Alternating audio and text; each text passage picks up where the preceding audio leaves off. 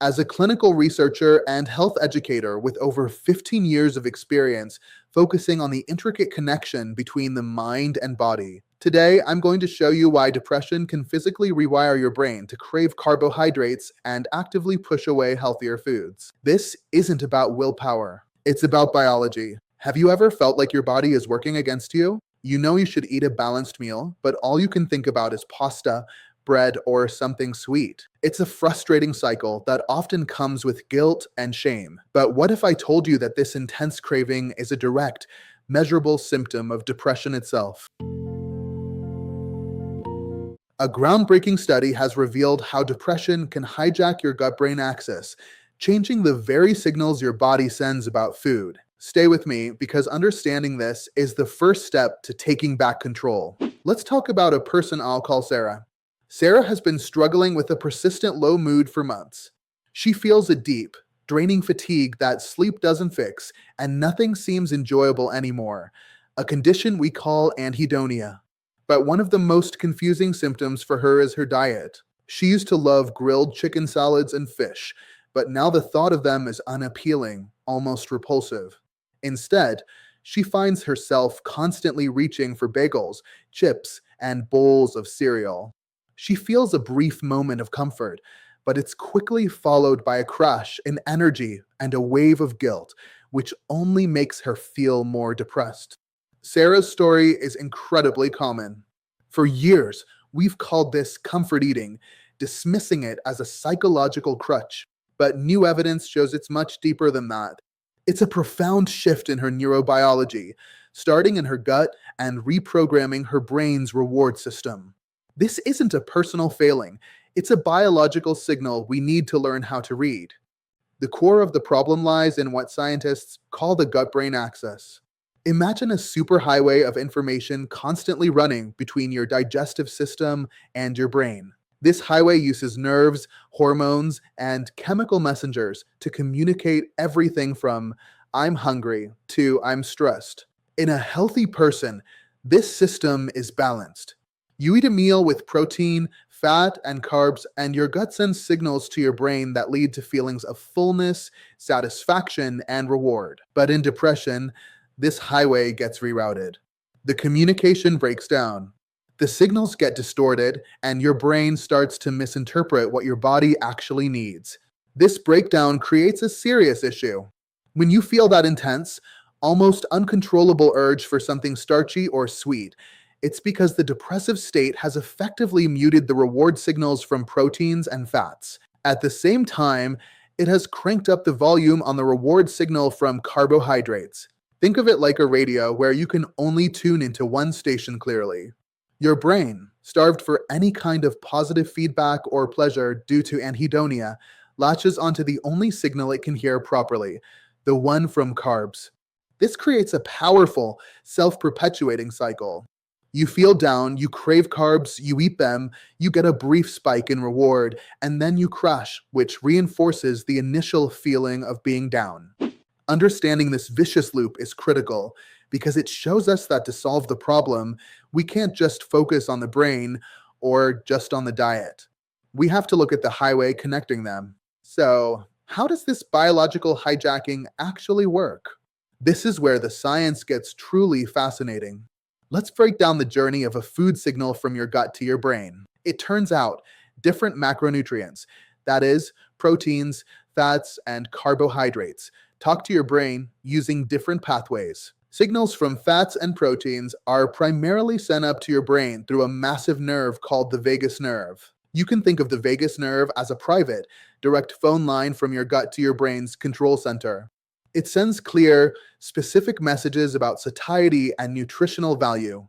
Carbohydrates, however, use a different route. Their reward signals are mainly carried through sensors in the portal vein, a major blood vessel that carries blood from your gut to your liver, and through spinal nerves. Think of this as more of a public broadcast system. Here is the crucial difference a recent study found.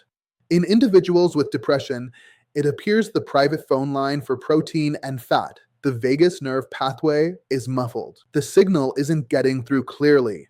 Your brain doesn't register the potential reward from a piece of salmon or a handful of nuts.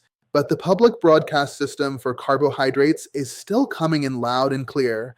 In fact, for a brain dulled by anhedonia, that carbohydrate signal becomes one of the only sources of reward that can cut through the noise. The study made another critical distinction: the difference between wanting and liking food.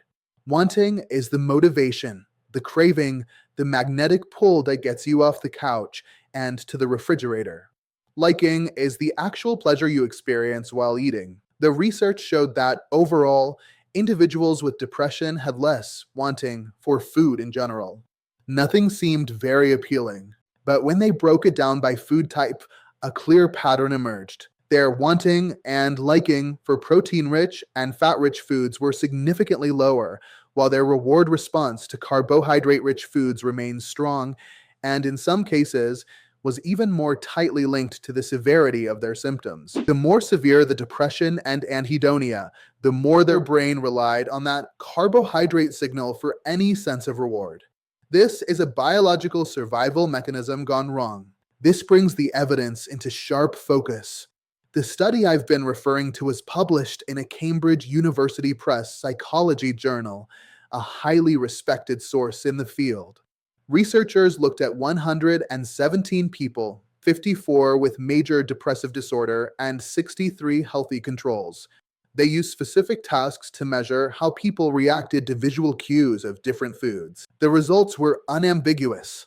Compared to the healthy group, the individuals with depression showed a clear and significant reduction in their desire for food overall.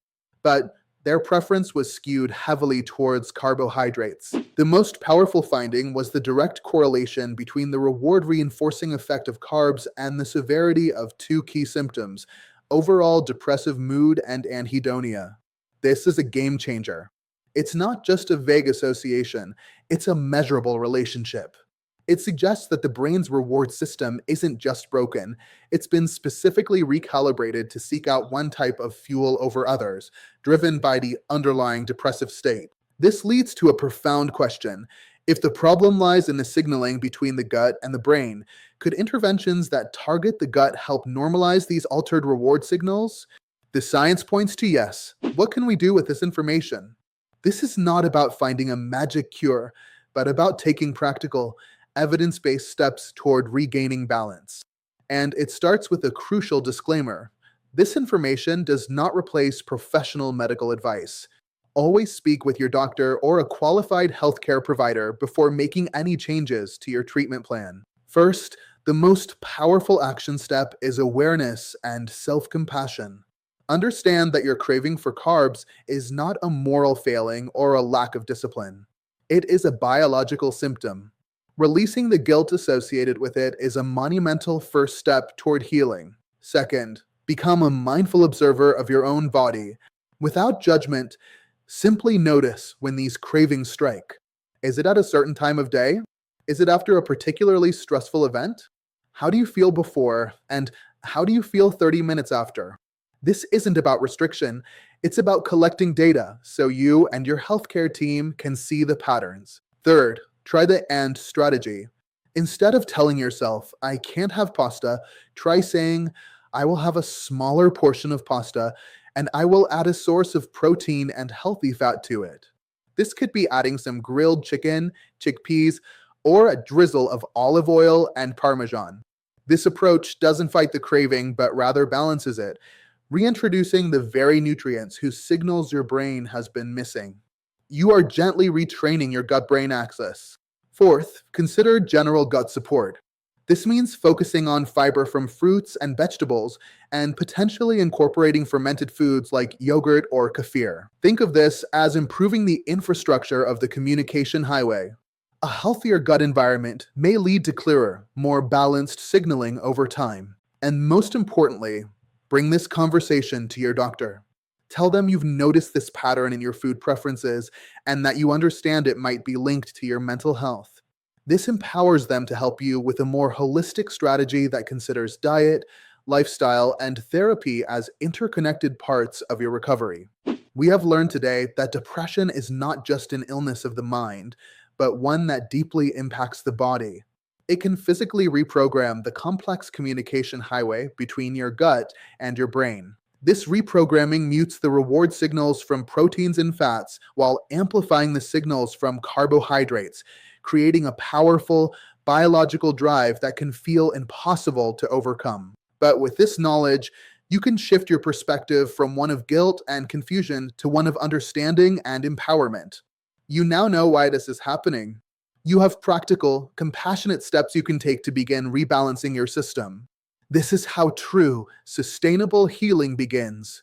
If you found this explanation helpful and want to learn more about the practical side of this connection, my next video will explore 3 specific types of food that can help support a healthy gut-brain axis.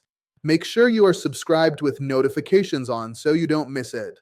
Remember, understanding your body is the first step to healing it. Be kind to yourself. I'll see you in the next video.